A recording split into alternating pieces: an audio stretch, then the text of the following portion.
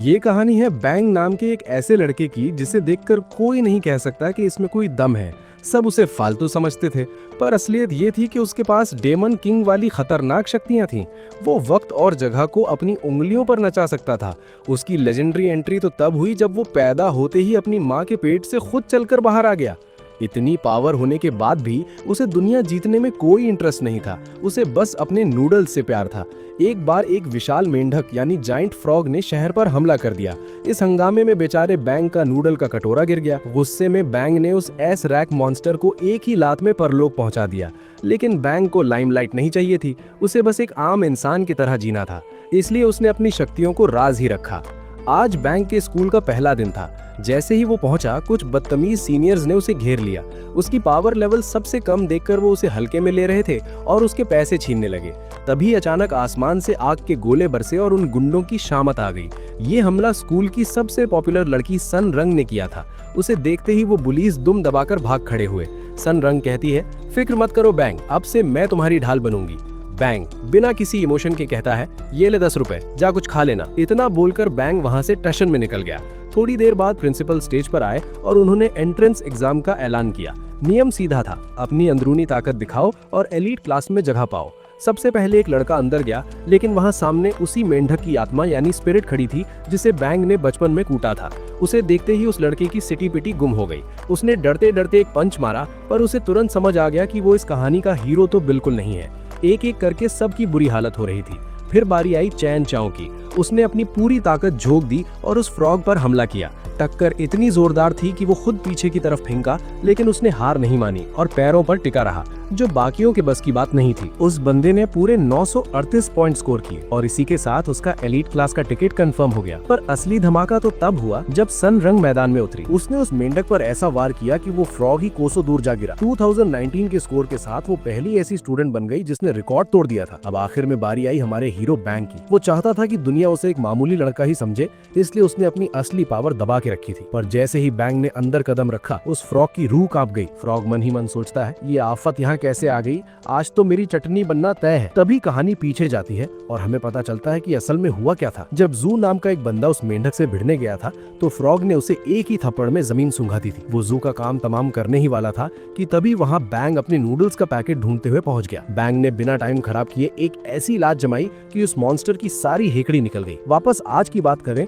तो फ्रॉग बुरी तरह डरा हुआ था। बैंग ने अपनी ताकत को जानबूझकर कम रखा और उस पर हमला किया। हमला इतना तगड़ा था कि सिस्टम का सिग्नल ही उड़ गया। जब धुआं छटा तो सबने देखा कि वो मेंढक तो चारों खाने चित पड़ा है। बैंग का स्कोर इतना ज्यादा था कि स्क्रीन पर नंबर ही नहीं समा रहे थे। हैरानी की बात ये थी कि बैंग ने तो उसे छुआ तक नहीं था, फिर भी फ्रॉग गायब होने लगा। सनरंग शक करते हुए कहती है, दाल में कुछ काला है, बिना हाथ लगाए ये मेंढक ऐसे कैसे ढेर हो गया। बैंग को समझ आ गया था कि ये शातिर मेंढक मरने की एक्टिंग कर रहा है ताकि उसे और मारना खानी पड़े। खैर, रिजल्ट को देखते हुए मास्टर जी ने उसे एलीट क्लास में भेज दिया। पहली क्लास शुरू हुई और टीचर ने सबको सिखाया कि अपनी अंदरूनी ताकत का इस्तेमाल करके दूसरी दुनिया के जीवों को कैसे बुलाना है। चैन चाओ कहता है, सब देखो, अब मैं अपनी ताकत का जलवा दिखाऊंगा। जैसे ही लोगों ने उस पर हंसना बंद किया, सबने अपनी अपनी पावर्स का इस्तेमाल करके अजीबोगरीब चीजें बुलाना शुरू कर दिया। इसी बीच सन रंग ने अपनी शक्ति से एक आवारा कुत्ते को समन किया। सन रंग खुद से ही सवाल करती है कि आखिर एक ढंग का जानवर बुलाने के लिए कितनी ज्यादा ताकत खर्च करनी पड़ती है। तभी मैडम की नजर कोने में बैठे बैंग पर पड़ जाती है। मैडम चिढ़ते हुए कहती है, तू यहाँ बस शक्ल दिखाने आया क्या, चल खड़ा हो और कुछ बुला के दिखा। बैंग ने सोचा कि अगर अब कुछ नहीं किया तो ये मैडम पीछा नहीं छोड़ेंगी। उसने अपनी आंखें बंद की और अपनी शक्तियों को महसूस किया। उसे अंतरिक्ष में इधर उधर घूमते हुए कई भयानक एलियन जीव दिखाई दे रहे थे। जैसे ही उसने अपनी उंगली घुमाई, क्लास में एक जोरदार धमाका हुआ। धुआं हटा तो सबके होश उड़ गए, क्योंकि बैंग ने उसी आदमखोर मेंढक को दोबारा बीच क्लास में बुला लिया था। फ्रॉग गिड़गिड़ाते हुए कहता है, अरे भाई, तू मेरा पीछा क्यों नहीं छोड़ देता। सबको खतरे में देख मैडम ने फौरन सनरंग के उस छोटे से कुत्ते की शक्ति ली और अपना जादू चला दिया। देखते ही देखते वो खूंखार मेंढक एक मासूम से पिल्ले में बदल गया। अब वो सबको बड़ा प्यारा लग रहा था, पर बैंग चुपचाप वहाँ से खिसकने लगा। उसे शुरू से ही अकेले रहना पसंद था। जब बैंग पैदा होने वाला था, उसके पापा बाहर बड़ी उम्मीद से इंतजार कर रहे थे। तभी लेबर रूम में एक धमाका हुआ और नर्स बाहर आई। उसे देख पापा को लगा कि सब खत्म हो गया और वो फूट फूट कर रोने लगे। पर असल में बैंग मरा नहीं था, वो तो अपनी मर्जी से माँ के पेट से टहलता हुआ बाहर निकला था। बचपन से ही उसके पास ऐसी शक्ति थी कि वो अपने मम्मी पापा के मन की बातें पढ़ लेता था। बैंग खुद से कहता है, ये बड़े लोग भी कितने अजीब हैं। दिन भर एक दूसरे से झूठ बोलते हैं और खामखा झगड़ा करके मेरा सिर खाते हैं। अपने माँ बाप का रिश्ता टूटने से बचाने के लिए उसने अपने दिमाग में भविष्य की हजारों फिल्में देख डाली। जैसे जैसे वो बड़ा हुआ, उसकी पावर कंट्रोल से बाहर होने लगी। जब वो सिर्फ 6 साल का था तभी उसने उस बड़े फ्रॉग की चटनी बना दी थी। हालत बिगड़ते देख उसके पिता ने दिन रात रिसर्च की और एक ऐसी जादुई सील बनाई जो बैंग की ताकत को छुपा सके। लेकिन बैंग इतना खतरनाक था कि सिर्फ छूने भर से बड़ी बड़ी दीवारें ढह जाती थी। इसी वजह से उसकी माँ उसे हर वक्त एक सुनहरी गोली खिलाती रहती थी ताकि उसकी शक्तियाँ काबू में रहे। वो लगातार उसकी शक्तियों को दबाने के नए नए जुगाड़ ढूंढ रहे थे, क्योंकि बैंग के लिए एक मोमबत्ती बुझाना भी पूरे घर को आग के हवाले करने जैसा था। जब वो 10 साल का था तो एक बार उसे छूने भर से उसके माता पिता की जान जाते जाते बची थी। उसके पेरेंट्स चाहते थे कि वो बस आम बच्चों की तरह खेले कूदें और दोस्तों के साथ मस्ती करे। इसीलिए बैंग खुद भी बहुत संभल कर रहता था ताकि उसके हाथ से कुछ अनर्थ ना हो जाए। उधर स्कूल में क्लास प्रेसिडेंट बनने की होड़ मची हुई थी। हर कोई वोट बटोरने में लगा था, पर बैंग को इस राजनीति से कोई लेना देना नहीं था। वो सीधा नूडल्स की दुकान की तरफ निकल गया। वहाँ पहुंचकर उसने देखा कि एक रईस आदमी ने पूरी दुकान का सामान ही खरीद लिया है। वो रईस आदमी चिल्लाकर कहता है, भाइयों और बहनों, ये सारा सामान तुम्हारा हो सकता है, बस बदले में तुम्हें अपना कीमती वोट सन रंग को देना होगा। ये सुनकर दूसरे उम्मीदवार आग बबूला हो गए और शोर मचाने लगे। ये सरासर बेईमानी है, तुम पैसों के दम पर लोगों का वोट खरीद रही हो। तभी वहाँ बैंक की एंट्री होती है, जिसे सिर्फ अपने पेट की चिंता थी। बैंक डील करते हुए कहता है, देख, मुझे फालतू बातों में कोई इंटरेस्ट नहीं है, मुझे ये 5 नूडल्स के पैकेट दे दे, बदले में मैं तुझे 5 वोट दिलवा दूंगा। सन रंग गहरी सोच में डूब गई कि ये नमूना आखिर मेरी मदद क्यों कर रहा है। बैंक को नूडल्स मिलते देख बाकी स्टूडेंट्स का भी मन डोल गया। उन्हें समझ आ गया कि बस एक वोट के बदले मुफ्त का माल मिल रहा है। हालांकि चैन अब भी हार मानने को तैयार नहीं था और सन रंग को नीचा दिखाना चाहता था, लेकिन सन रंग भी कम नहीं थी। जो लोग उसकी बात नहीं मान रहे थे, उसने उन पर अपनी जादुई कला सिडक्टिव आर्ट का इस्तेमाल करना शुरू कर दिया। उसकी इस ट्रिक के आगे सब ढेर हो गए और उसे वोट देने को राजी हो गए। लेकिन बैंक पर इन सब जादू टोनों का रत्ती भर भी असर नहीं हुआ। वो अपना नूडल्स का पैकेट लेकर वहाँ से चुपचाप पतली गली से निकल लिया, पर जाने से पहले उसने ईमानदारी दिखाते हुए उन नूडल्स की कीमत चुकाई और वहाँ सन रंग के लिए अपनी वही कीमती गोल्डन पिल छोड़ दी। क्लासरूम का माहौल देखकर मास्टर जी तुरंत आड़ गए कि सन रंग ने अपनी मोहनी शक्ति सिडक्टिव आर्ट का इस्तेमाल करके सबको अपना गुलाम बना लिया है। उन्होंने तय किया कि आज इसी जादुई ट्रिक के बारे में सबको विस्तार से पढ़ाएंगे। इस जादू का फंडा सिंपल था, पहले लोगों को तोहफे देकर लालच दो और जैसे ही वो तुम्हारे जाल में फंसे वो पूरी तरह तुम्हारे इशारों पर नाचने लगेंगे। पूरी क्लास के दौरान सन रंग की नजरें सिर्फ बैंक पर टिकी थी। बैंक को लगा कि शायद ये लड़की अब उस पर भी अपना जादू चलाने की नाकाम कोशिश कर रही है, पर सन रंग के दिमाग में तो कुछ और ही खिचड़ी पक रही थी। उसे लग रहा था कि बैंक पक्का उसके प्यार में पागल है। बैंक धीरे से पूछता है, क्यों भाई, वो सुनहरी गोली मिली या नहीं? सन रंग ने बात का गलत मतलब निकाल लिया। उसे लगा बैंक उसे कुछ खिलाना चाहता है। उसने बिना सोचे समझे वो गोली गटक ली। उस गोली के अंदर जाते ही सन रंग की सारी स्पिरिचुअल पावर ठंडी पड़ गई और पूरी क्लास पर से उसका जादू कपूर की तरह उड़ गया। तभी मास्टर जी ने सन रंग को स्टेज पर बुलाया ताकि वो सबको अपना जादू करके दिखा सके। जैसे ही वो आगे बढ़ी, उसका पैर एक खाली कैन पर पड़ा और उसका बैलेंस बिगड़ गया। वो गिरने ही वाली थी कि बैंक ने उसे थाम लिया। एक पल के लिए तो सबको लगा कि ये कोई रोमांटिक सीन चल रहा है। उसने बिना कोई दया दिखाए उसे सीधा जमीन पर पटक दिया। बैंक कड़क आवाज में कहता है, अपना बोझ खुद उठाना सीखो। टीचर ने इसके बाद बैंक को वही मोहनी मंत्र बोलने को कहा। जैसे ही उसने मंत्र पढ़ा, क्लास के किसी लड़के पर तो कोई असर नहीं हुआ,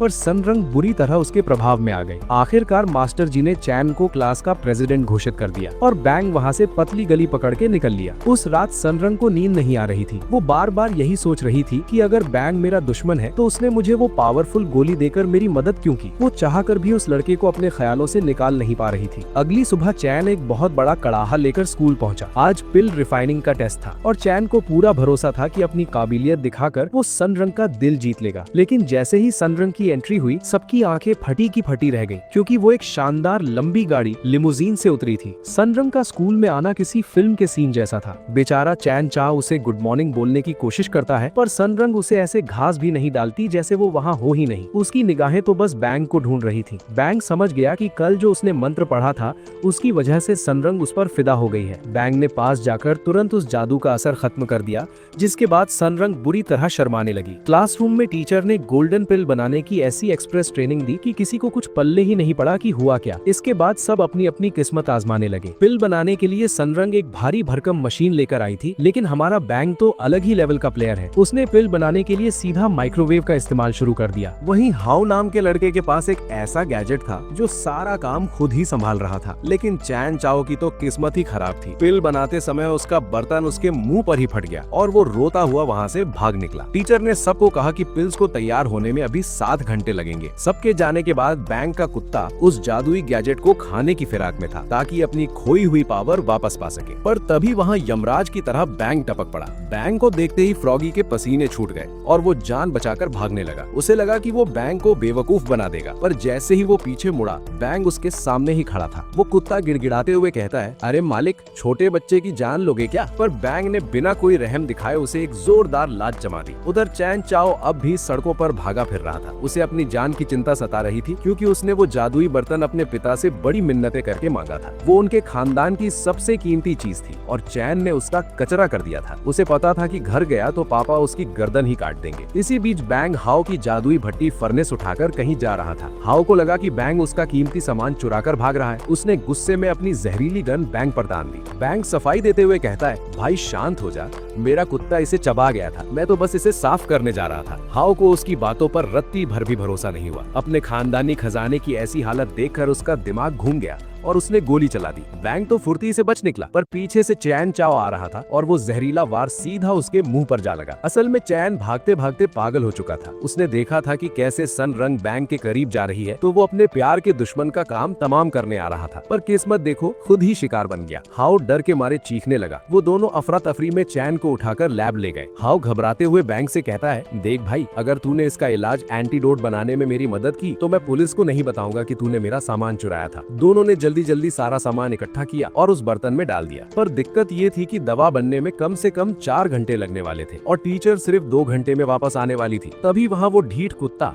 यानी फ्रॉगी वापस आ गया और फिर से उस जादुई बर्तन पर मुंह मारने लगा। हाउ ने गुस्से में अपनी जादुई सील से उस पर हमला कर दिया। जब वो दवा चेक करने गए तो देखा कि फ्रॉगी की जादुई आग की वजह से दवा बनने की रफ्तार तेज हो गई है। बैंग और हाउ को एक बढ़िया आइडिया आया। उन्होंने फ्रॉगी को पकड़कर टेबल पर लेटा दिया और जबरदस्ती उसकी पावर खींचकर भट्टी में झोंक दी ताकि काम और तेज हो जाए। बैंग फ्रॉगी से सवाल करता है, अबे ओए, तू इतनी ताकत छुपा कर क्यों बैठा था? फ्रॉगी रोते हुए जवाब देता है, मालिक, मैं वक्त को आगे भी बढ़ा सकता हूँ और पीछे भी मोड़ सकता हूँ, बस आप छोड़ दो मुझे। ये सुनते ही बैंग और हाउ की आंखों में चमक आ गई। दवा तैयार थी पर रिस्क बड़ा था। कंफर्म करने के लिए उन्होंने पहले उस फ्रॉग को जहर का टीका लगाया और फिर अपनी बनाई दवा चेक की। जब मेंढक टनाटन हो गया तब जाकर उन्होंने वो घोल चैन चाओ के गले में उतारा। अभी चैन होश संभाल ही रहा था कि बाहर शोर मच गया। मैडम और पूरी पलटन आ रही थी। हाउ की तो सिट्टी पिट्टी गुम हो गई। वो बाहर जाकर मैडम को बातों में फंसाने की कोशिश करने लगा, पर मैडम कहाँ रुकने वाली थी। वो सीधे हाउ के डेस्क पर पहुंच गई। हाउ को लगा कि आज तो बेइज्जती तय है, पर जैसे ही ढक्कन खुला वहाँ 1 नंबर की सुनहरी गोली गोल्डन पिल चमक रही थी। हाउ तो हक्का बक्का रह गया। उसने सोचा, भाई, बैंग ने अपनी पिल मेरे डिब्बे में डाल दी और खुद बलि दे दी। उधर मैडम बैंग पर बरस रही थी क्योंकि उसके माइक्रोवेव में सिर्फ कोयला बचा था। हाउ दिल ही दिल में बैंग की आरती उतारते हुए कहता है, भाई बैंग, तू तो फरिश्ता निकला, अपनी मेहनत मुझे दे दी और खुद डांट खा रहा है। पर सच तो ये था, वो पिल तो बर्तन धोते वक्त ही बन गई थी और एंटीडोट के चक्कर में उसमें मिक्स हो गई। रही बात बैंग के फेल होने की, तो भाई उसका माइक्रोवेव भी उसके जैसा ही कामचोर था। जब चैन की आंखें खुली तो उसने देखा कि उसका खानदानी बर्तन एकदम चकाचक हो चुका है। हाउ चैन को डांटते हुए कहता है, अबे ओए रोतलू, खड़ा हो और बैंग के पैर छू, उसी ने तेरे इस कबाड़ को फिर से नया बनाया है। चैन तो भावनाओं में इतना बह गया कि सीधा बैंग के गले लगकर दहाड़े मारकर रोने लगा। अगले दिन जैसे ही छुट्टी हुई, सन रंग ने सीधा बैंग को घेरा और पूछ लिया, कल फ्री है क्या, डेट पे चलेगा? बैंग अभी जवाब सोच ही रहा था कि बाहर से 2 शिकारियों ने सन रंग पर गोलियां चला दी। उसने हवा में ही उंगली घुमाई और गोलियों की दिशा मोड़ दी। अभी सन रंग को पता भी नहीं चला कि उसकी मौत छू कर निकल गई। तभी क्लास में टीचर की एंट्री हुई। टीचर कड़क आवाज में कहते हैं, बैंग, बहुत हो गई मस्ती, अब सीधा प्रिंसिपल के ऑफिस में मिल। सन रंग अभी भी बैंग के पीछे पीछे घूम रही थी। उधर वो दोनों हमलावर अपने बॉस का हुक्म मानकर वहाँ से दबे पांव खिसक लिए। ये सारा ड्रामा दूर बैठा वो मेंढक फ्रॉगी अपनी आंखों से देख रहा था। जब बैंग ने अपने टीचर की बात पर हाँ कहा तो सन रंग को लगा कि उसने डेट के लिए हाँ कर दिए। अब सन रंग स्कूल की सबसे मशहूर लड़की थी। पूरे स्कूल में जंगल की आग की तरह ये खबर फैल गई कि मैडम किसी लेवल 5 वाले मामूली लड़के के साथ चक्कर चला रही हैं। ये गॉसिप उस विलन तक भी पहुंच गई जिसने सन रंग को रास्ते से हटाने के लिए उन शिकारियों को भेजा था। टीचर बैंग को लेकर सीधे प्रिंसिपल के केबिन में पहुंच गए। वहाँ जुओ खड़ा था, उसने टीचर को बाहर भेज दिया और बैंग